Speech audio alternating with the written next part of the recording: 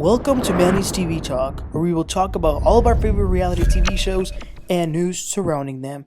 Grab a snack, a drink, and get comfortable because this starts now. Yo, what is up, everybody? Welcome back. Today we're going to be talking about the Real Housewives of New Jersey, Season 14, Episode 2. Let's get right into this. I am not going to sit here. I am saying to you, let me get a word out. Could you just, you overtalk everybody. You always get, I overtalk everyone? Okay. Yes. Hold on, stop. I never heard that before. I just want you to be upfront. You came at me with, you talk about him incessantly. Alright, so we started the episode seeing brief clips of everyone waking up. Remember, they are all at the shore. We begin with Rachel Fuda's house. She's having Danielle, her husband, Jen Fessler, and her husband over. Danielle and her husband are always matching.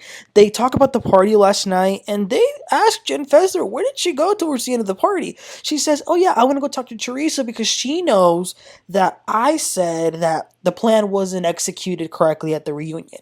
Jen Fessler tells them that she still stands on that because the manila folders were never open. Now, this is interesting. Jen Fessler says that, well, to be honest, I never really even had any beef with Louie and Teresa. So in this moment, Rachel was a little taken aback because she's like, Jen literally said that she wouldn't want to be in the same room with Louie and Teresa, so what is going on? Jen Fessler even goes as far as to kind of believe Teresa's defense over her statements about John being a drug dealer. But like I said, Rachel is definitely not happy about this. We see Joe and Melissa. They're having Margaret and Joe over in their house. I will say Melissa and Joe's house in the shore is very nice. I love the view. It's beautiful. Melissa is planning a surprise birthday party for Joe because he's turning 49 and she's going to go crazy, make it Italian theme and everything. Now, Margaret tells Melissa that earlier that day, Dolores called her because Dolores feels bad because she's staying at Jennifer Aydin's house.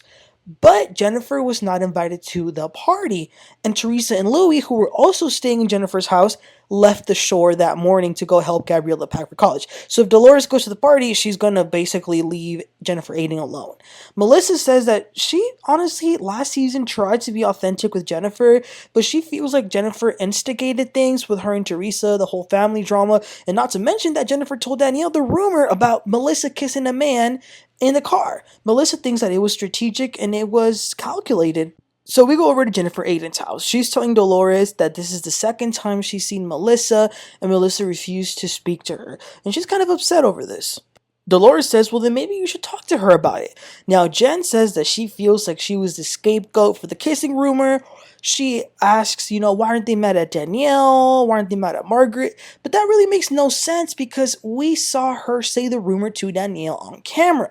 Now, this was crazy. So as they're talking about this and eating breakfast at the table, Joe Gorga calls Bill. And he basically tells him that he would like for Bill to come to the party. But Bill says, I would like to come, but my wife and your wife should probably have a conversation. So I wish you a happy birthday, but they're not going. And Jennifer appreciated that Bill stuck up for her in this moment. But Dolores says that Joe calling is probably an olive branch, but they're still not going. Okay, so then we see Teresa. Her daughter is packing for college. They FaceTime Joe Giudice. Everyone is crying. They're emotional. Even Teresa cries. Teresa says in her confessional that Joe is not paying for the kids' college. She says that Louie is. I don't think I believe that Louie is paying for their studies, but I think it's all Teresa. Not that it matters, but then a moving company comes to pick up everything, and then they go on their way to Michigan. Now, the daughter will still be here for a few more days, but this is a very big deal for her to be leaving to Michigan for college. Teresa also has the beautiful house, so her and Louie go to the backyard to talk. They're talking about the party that they were just at the night before and how they saw some people that they didn't want to see. They start talking about John Fuda. Louis says that he doesn't have time for that loser, and he even calls him ugly, which, really, Louis? But Louis and Teresa, I will say they still seem to be very lovey-dovey, a lot of affection and physical touch, so that's nice for them.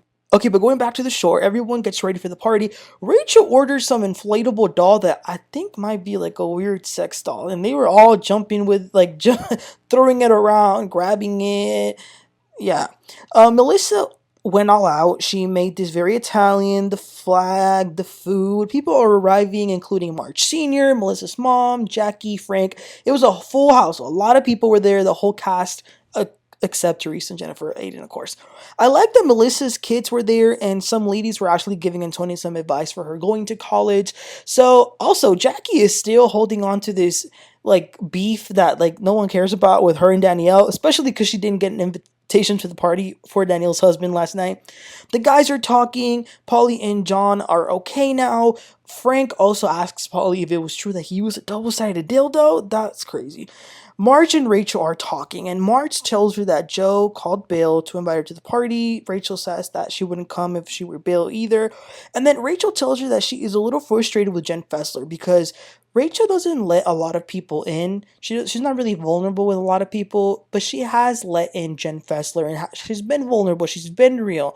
So for her to talk to Teresa is confusing, and Marge agrees with that as well. So going back to Teresa, her and Louis go to a restaurant because it's going to be Gabriella's farewell dinner. This restaurant is actually owned by one of Teresa's very old friends. They go way back. And based on what everyone was saying at that table, it sounds like Gabriella's a very educated and very smart girl. She's going to be missed by all of them.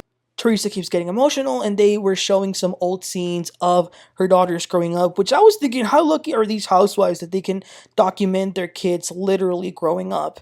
Also, Jennifer Aydin and her family went to some fair carnival place.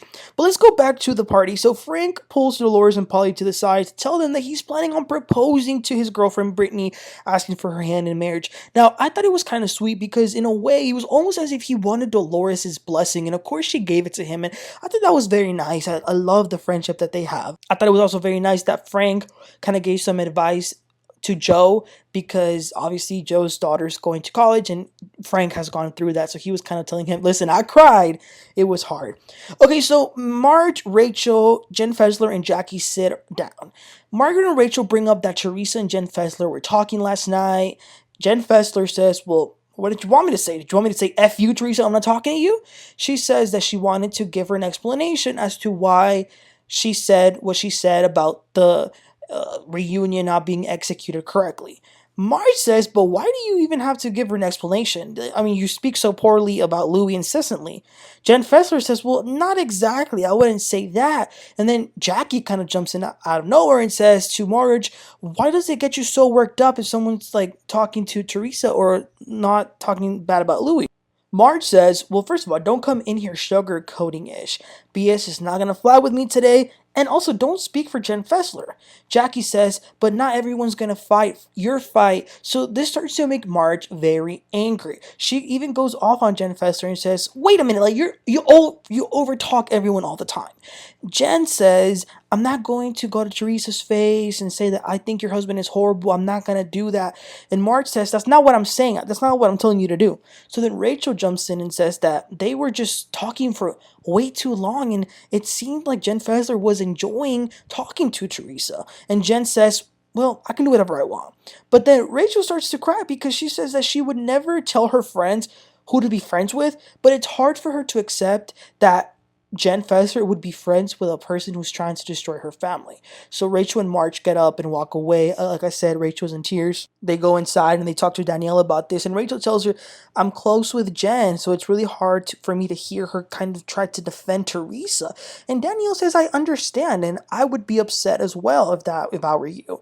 Now, I kind of found it interesting that Jen Fessler didn't really care to see Rachel cry. She calls this baby BS. She gets up with her husband and leaves.